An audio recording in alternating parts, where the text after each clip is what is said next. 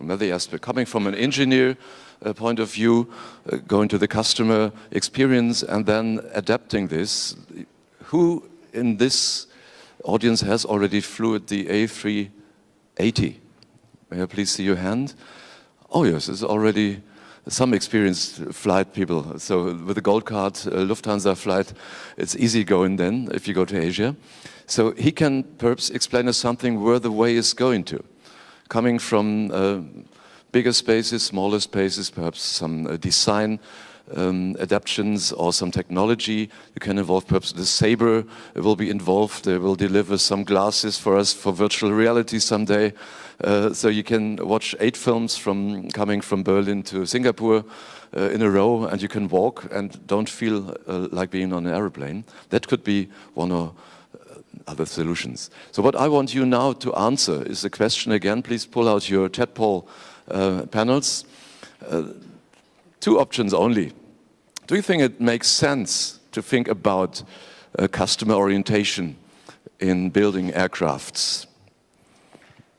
Do you think the taste of the customer is something that is very important? So if you think it's useful to influence the types of aircraft you're sitting in, it's important to customers, please, is that a reason for you when you buy a ticket? It's the first option. The second one is it does not make sense or little sense because customers do not care about the type of aircraft they're sitting in. They're paying attention to everything else but not the aircraft. So everyone has opinions. Please start to give it away now.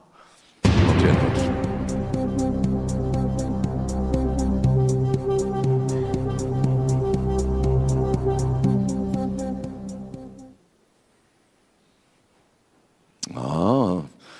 Interesting. So 2/3 think it's useful to do this.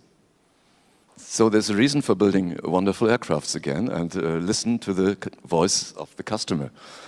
We will perhaps get some information now that might change this result just from the input you will now get from Bob Lange. He's been with Airbus for 30 years, located in Toulouse. He's good in technology, he's good in marketing, and he will give us now some insights from the aircraft industry from France himself. So I would like you now to welcome Bob coming in, a very busy guy, and you can start the presentation right now. Just let him fly on the stage. I think that will be the best way to come on stage. So wait until the plane will come, okay? Thank you. Some applause will accompany Bob. Thank you.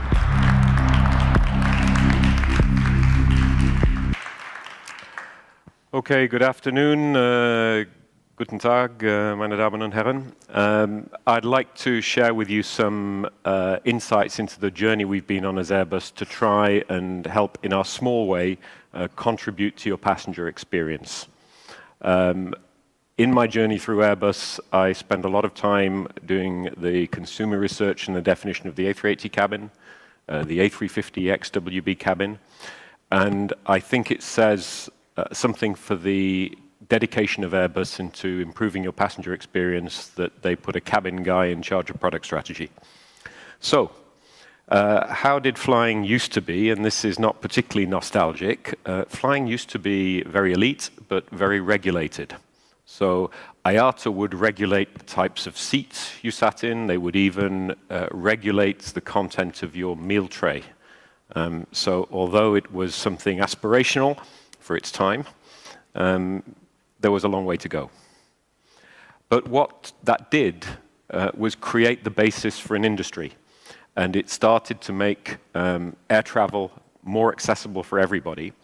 And what that has meant is that the product has become more standardized over that time, became more commoditized, and that was seen in the reduction of ticket prices, which meant, again, it was self-sustaining because the travel was more affordable.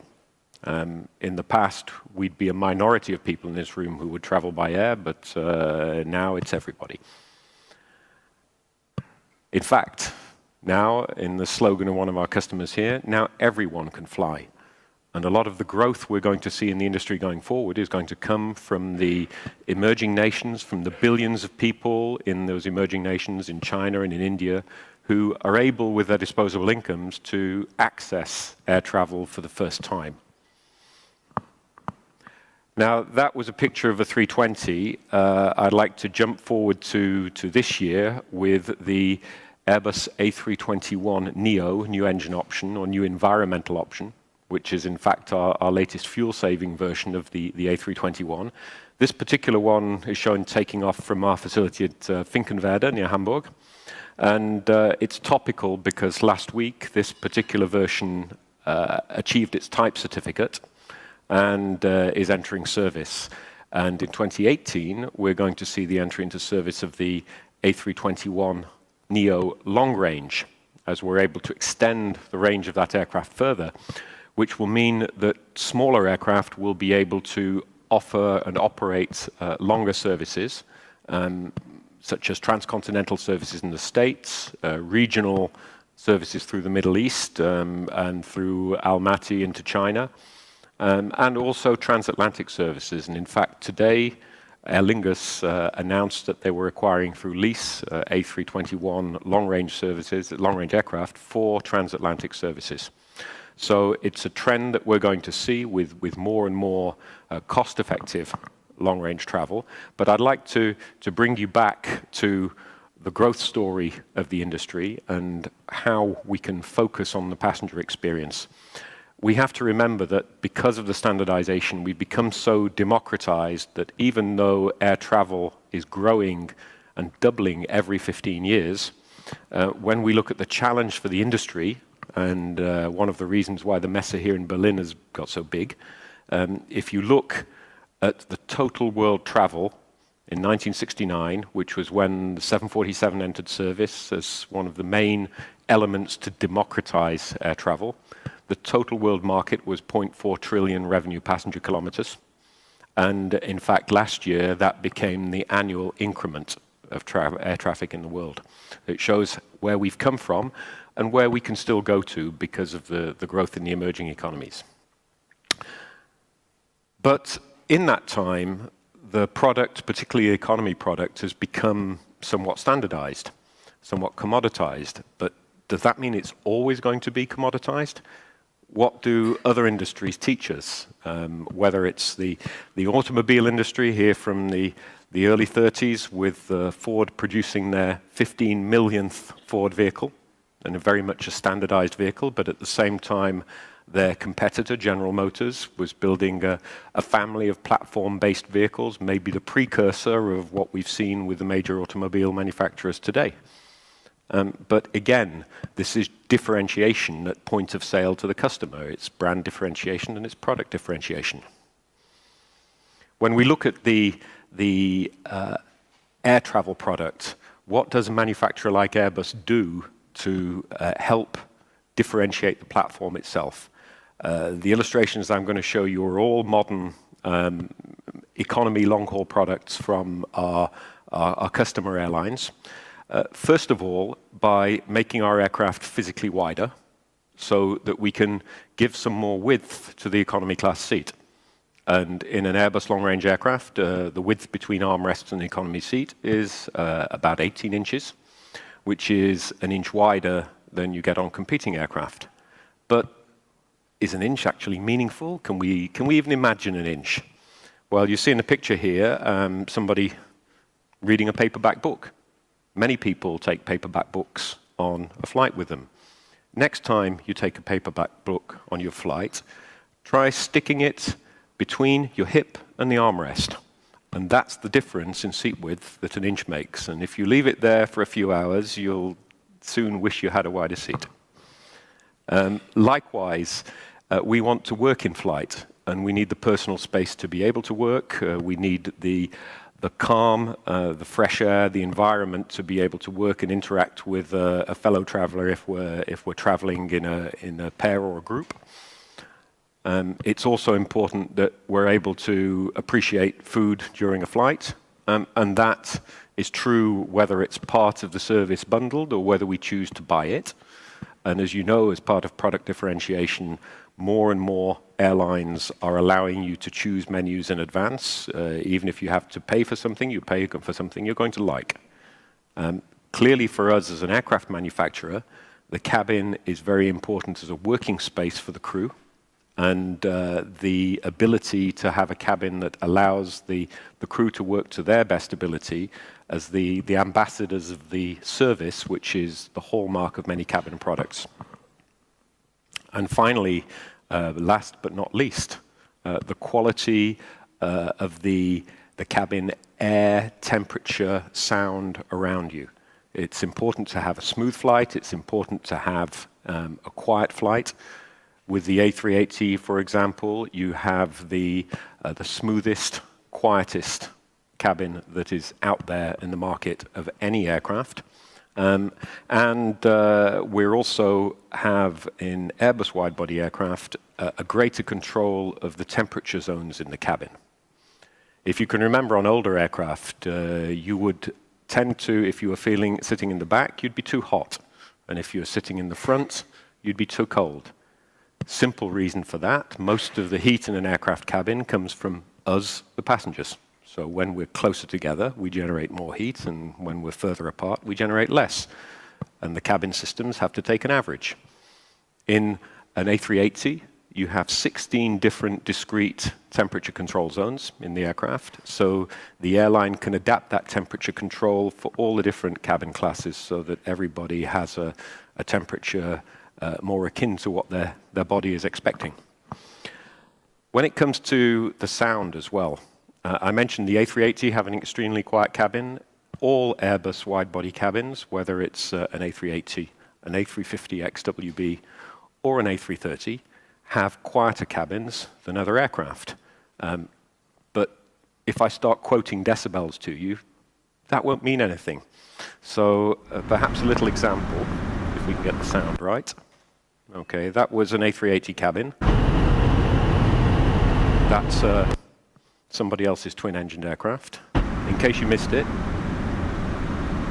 the A380 and the twin. Now, don't take that as absolute, but the next time you're flying, pay attention to the noise, and if you feel you're in a noisy cabin, look at what aircraft you're flying in. If you feel you're in a quiet cabin, look at what aircraft you're flying in. When we moved on from the A380 cabin, our next step was the A350 XWB, extra wide body, which entered service about 18 months ago.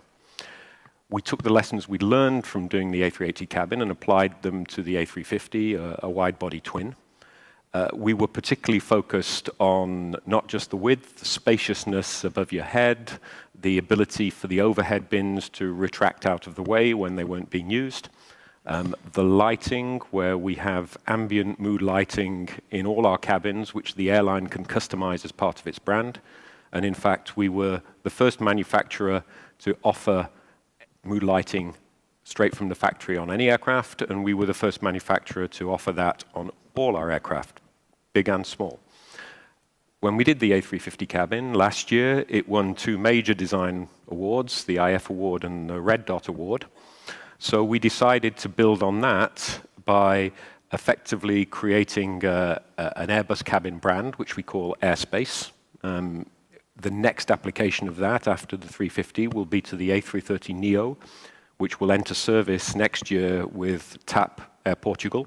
And in fact, you can see a mock-up of that cabin on the TAP stand in Hall 1 if there's still time left in the show. But what's the point of an aircraft manufacturer making all that investment to help improve your passenger experience if you don't actually know what you're going to get when you book a flight? If we look at this screenshot of 2 comparable flights, they were actually on the same day, between the same places, with departure times about an hour and a half apart. Let's not focus on the fact that it's 2 different airlines, but it is 2 very distinctly different aircraft, one of which, as an economy class passenger or a business class passenger, gives you a noticeably more comfortable experience than the other. But you'll see the pricing is very close, $20 difference in 2,400. And this is showing some of the limitations of the booking systems today. These come from the legacy of the original GDS systems. I don't want to point fingers at the GDS guys because they've come a long, long way since then, and many of them are at the forefront of developments as we're moving forward now. But when those systems came in, they were actually taking over from paper and telephone-based systems. And back in those days, you were reserving a flight. The first thing you cared about was whether you could actually get a flight to the place you wanted to go to. Then you cared about stops and time difference, and the time difference would be often measured in hours or half days rather than minutes.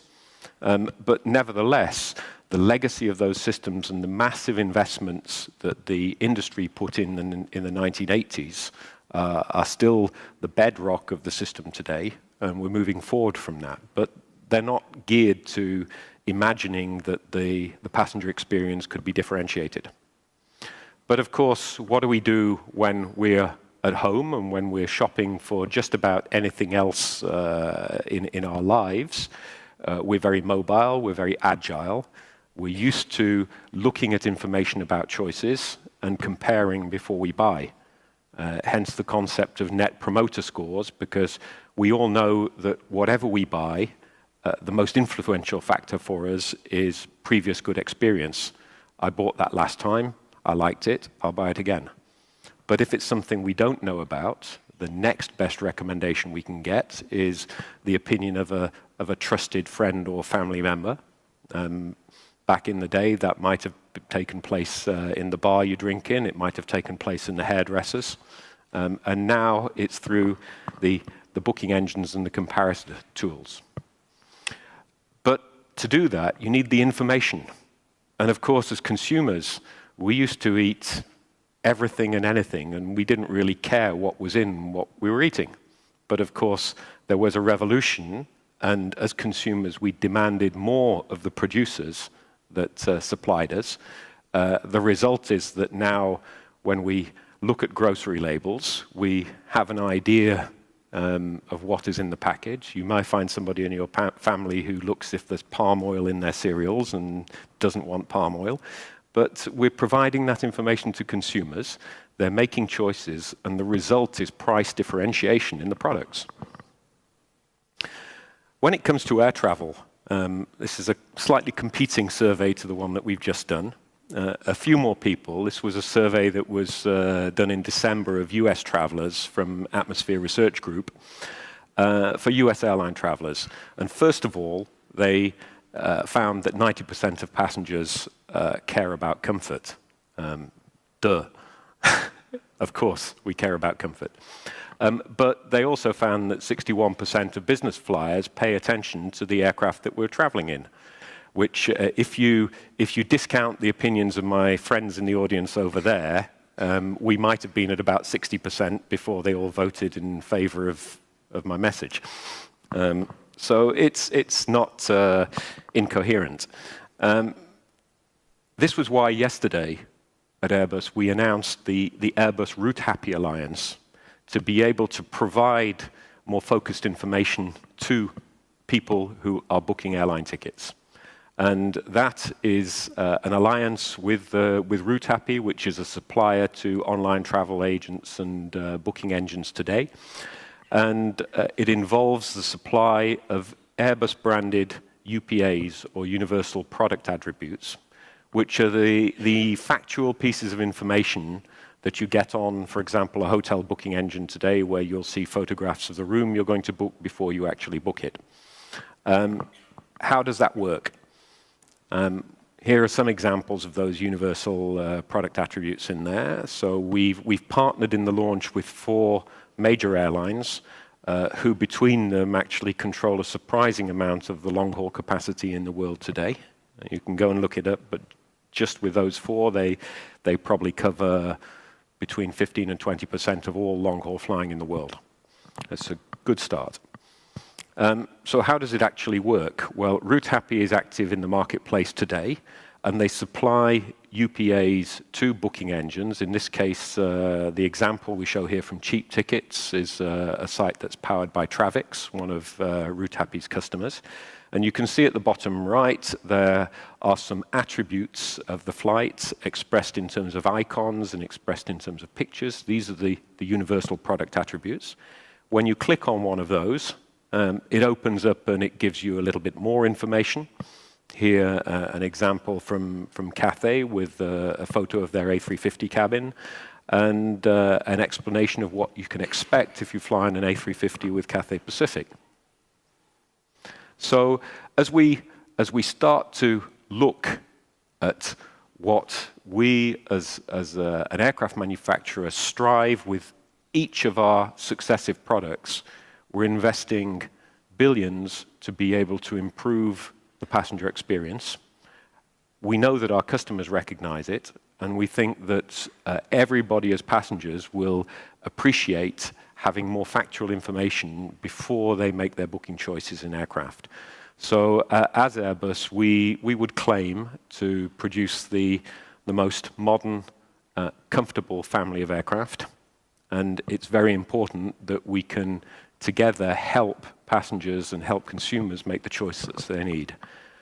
I'd like to close with a word about another innovative move that we've taken with a booking assistant on the website iflya380.com. Back in 2015, a survey was done of incoming A380 passengers into London Heathrow. Now, how representative is that? Well, in fact, 10% of incoming long-haul passengers into Heathrow arrive on A380s. So it's not negligible. And what that survey told us, it was a survey of, I think, 4,000 people. And it was a survey that showed that of those arriving passengers, 98% would recommend their A380 experience to a friend. And 60% of them said they would make an effort to fly an A380 in future. So we launched iflya380.com, which has a very simple aim, and that is to help people who want to fly A380s find a routing with an A380 segment on it. It's a simple booking assistant. It gives you options and choices, and if you click on an A380 flight, it will tell you what to expect, and it will allow you to click through to the airline booking system to book that flight.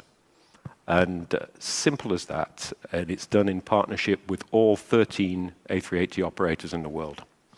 So with that, I'd like to close and just remind you that with iflya380.com, you can find a flight with an A380 segment to just about anywhere that the A380 is flying. Thank you.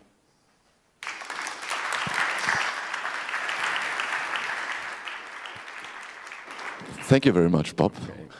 Are you interested in another question, just Sure. before and after? Sure. Are you ready to answer the same question we put on you before the session, just to see if there might have been a slight change in your attitude? So does it make sense to take care of the customer's need concerning air, comfort and all this, what you can do from the building side? Or does it not make sense? Not at all. Please start your vote with the TED panel now. Thank you.